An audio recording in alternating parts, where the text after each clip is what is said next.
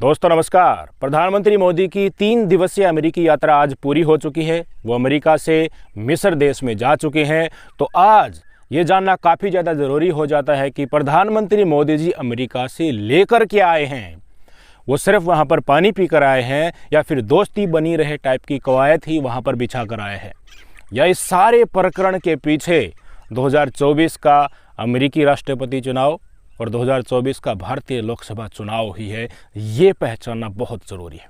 हम भारतीय अक्सर यह दावा करते हैं कि भारत को अमेरिका की जितनी ज़रूरत है उससे ज़्यादा अमेरिका को भारतीय बाजार की ज़रूरत है।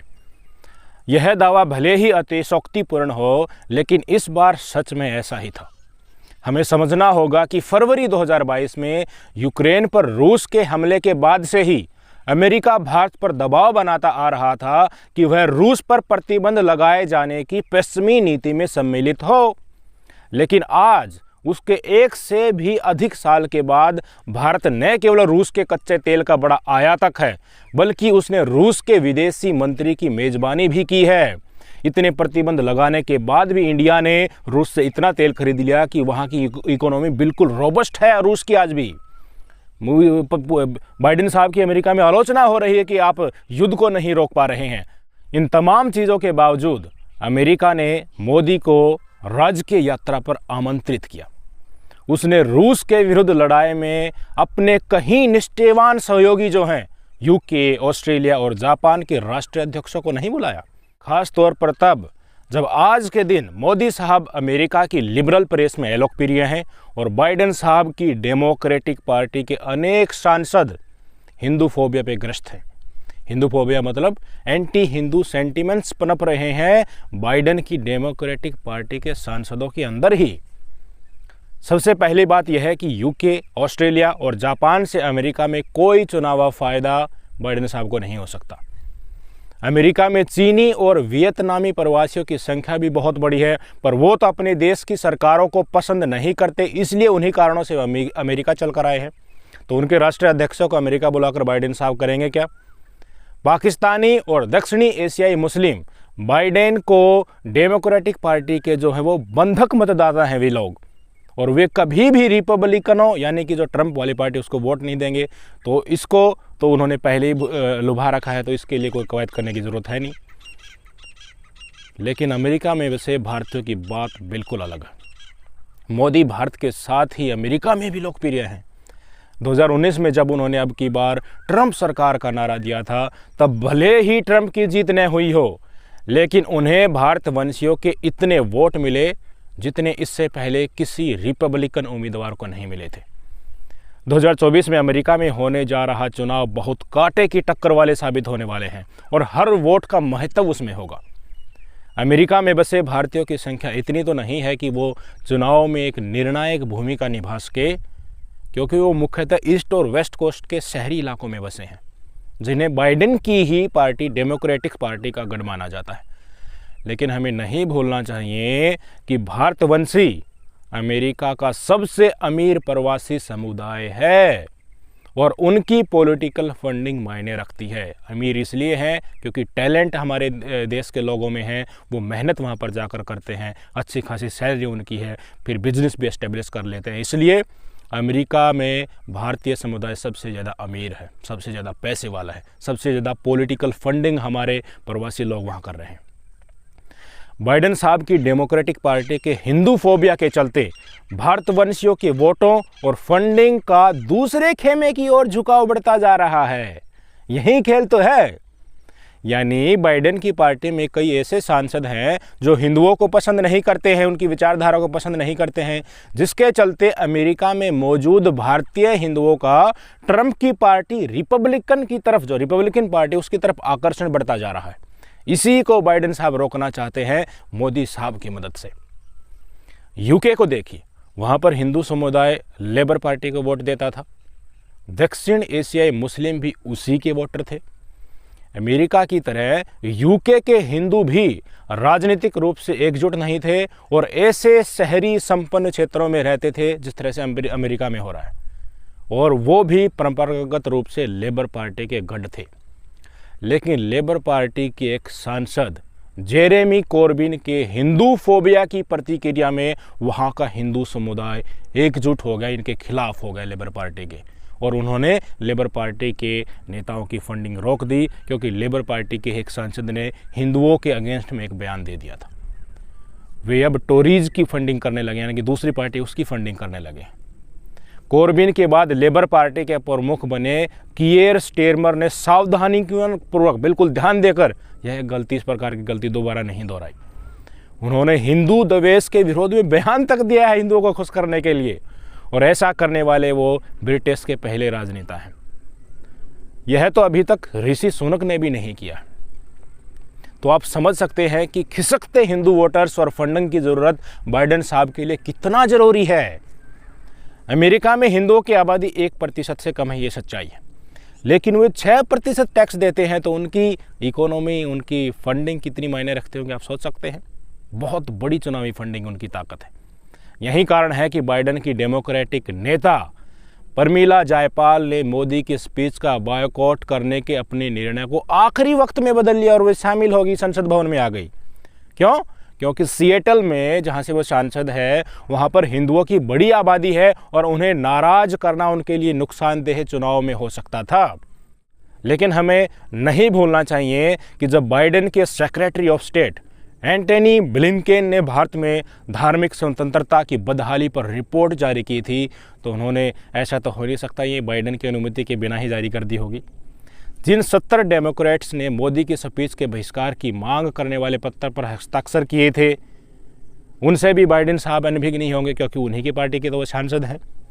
बराक ओबामा, जो बाइडेन की ही डेमोक्रेटिक पार्टी के राष्ट्रपति रहे हैं, उनके नेता हैं, उन्होंने भारत में मुस्लिम माइनॉरिटी पर हो रहे अत्याचार पर जो बयान दिया है, वो बयान भी बराक ओबामा ने बाइडेन से बात किए बिना नहीं दिया होगा, क्योंकि वैश्विक मामला है ये, एक दूसरे के द्विपक्षीय रिश्तों पर इसका असर होता है।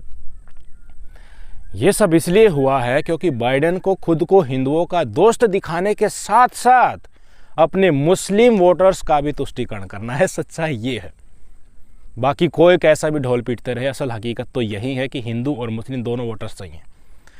मोदी के साथ $3 अरब की जो प्रीडेटर्स ड्रोन्स डील साइन करके बाइडेन ने अपनी लोकप्रियता बढ़ाई है, इससे डेफिनेटली अमेरिका में रहने वाला हिंदू समुदाय खुश हुआ है और वोटर्स और फंडिंग बाइडेन की तरफ आने वाली है।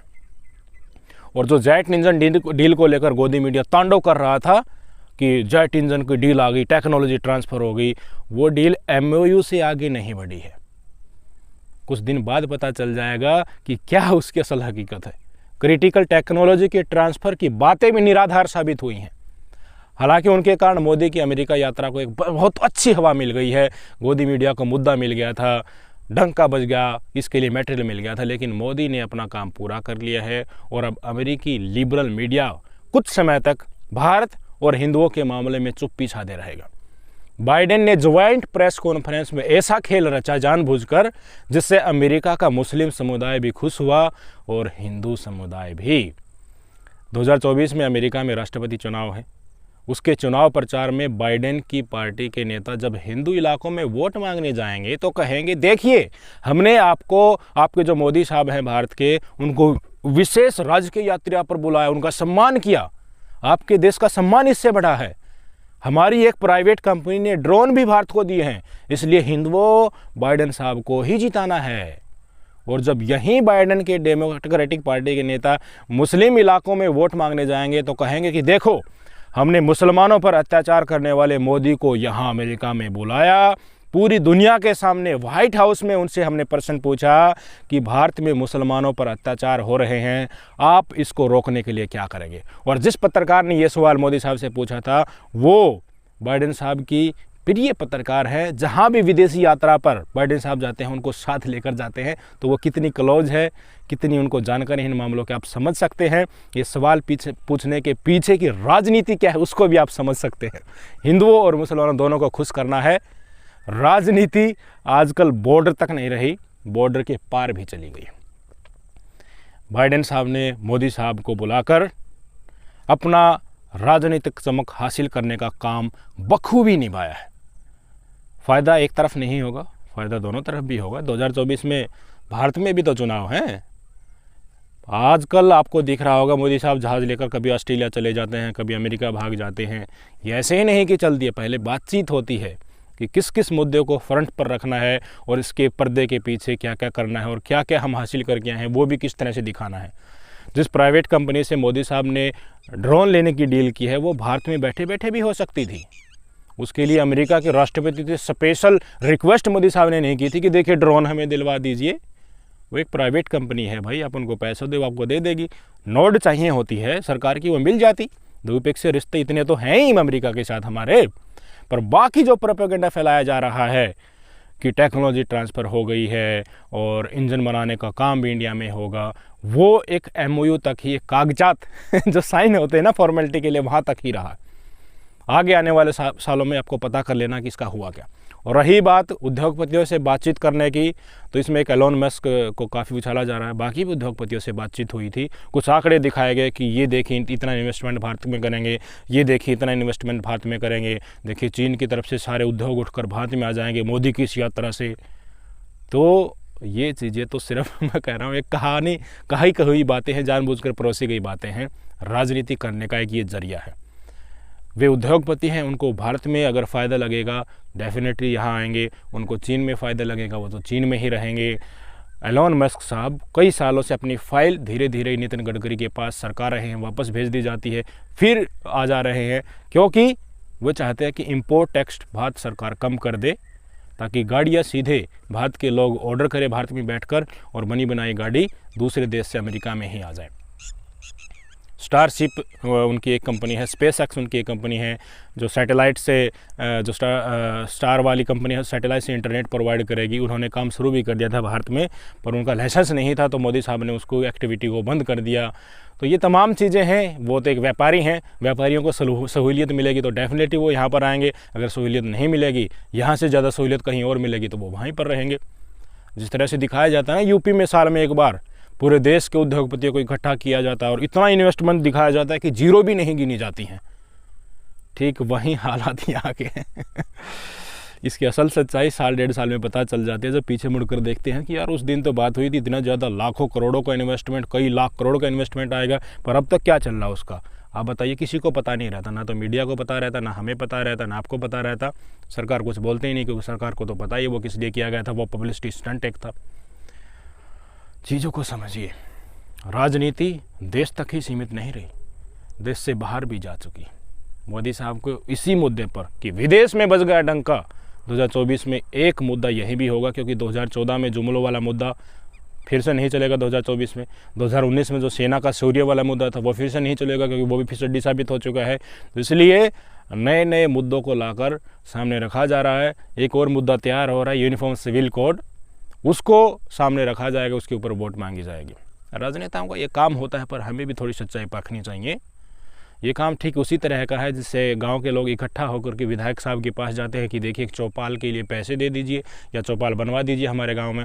तो विधायक साहब कहता है ऐसे नहीं, सारे गांव को इकट्ठा करो, मैं आऊँगा, मेरा सम्मान करना और मैं ही पहले ईंट लगाऊंगा, पैसे तो दे दूंगा कोई दिक्कत नहीं, पर मैं आऊँगा, मेरी पब्लिसिटी वहाँ पर करना, तब पैसे दूँगा। ऐसी बात थोड़ी है, ये राजनीतिक चालें होती हैं, इनको आप समझिए।